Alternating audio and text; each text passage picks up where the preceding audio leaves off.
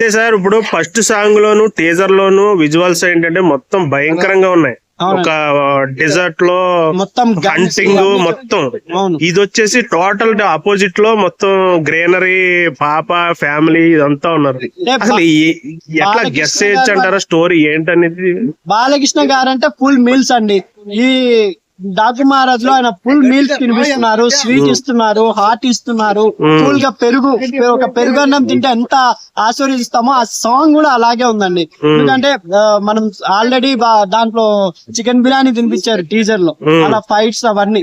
దాని తర్వాత Daaku Maharaj title song లో అయితే మొత్తం ఇంకైతే ఫుల్ నాన్ వెజిటేరియన్స్ ఎక్కడో క్లాస్ పీపుల్స్ కూడా ఉంటారు కదా, అలాంటి వారికి ఈ సాంగ్, ఫ్యామిలీ ఓరియంటెడ్ పీపుల్స్ కూడా ఈ సాంగ్ సూపర్ గా నచ్చుతుందని నా అభిప్రాయం. అయితే అప్పుడు రిలేషన్ విషయంలో ఇప్పుడు వాళ్ళిద్దరి మధ్య రిలేషన్ ఏ రిలేషన్ అయి ఉండొచ్చు అండి? రెండు గెటప్ లో కనబడుతున్నారు బాలకృష్ణ గారు. ఒకరు డాకు మహారాజా అనే ఒక గెటప్ లో, అంటే 70s లో జరిగే బ్యాక్ డ్రాప్ లో ఒకటి చూపిస్తున్నారు.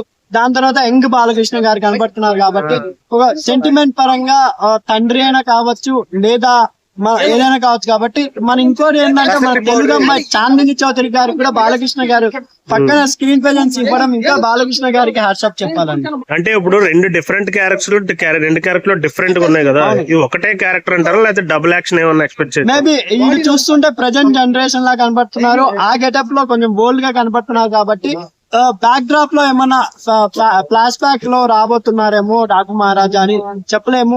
ఏదైనా ఒకటే సింగిల్ షాట్ అని కూడా చెప్పలేము. ఇంకా స్టోరీ వీక్ కాదు కాబట్టి బాబీ గారు కూడా రైటర్ కమ్ డైరెక్టర్, ఆయన స్టోరీ ఆయనదే ఉంటుంది, డైరెక్షన్ కూడా ఆయన బాగా చేస్తారు. కాబట్టి ఒక స్టోరీ వైజ్ గా ఒక కొత్త జనరేషన్ లో బాలకృష్ణ గారికి చూపించారని ఆల్రెడీ ప్రొడ్యూసర్ స్టేట్మెంట్ ఇచ్చారు. కాబట్టి ఈ సాంగ్ తో ఈ సినిమా కూడా క్రేజ్ లోకి వచ్చిందండి.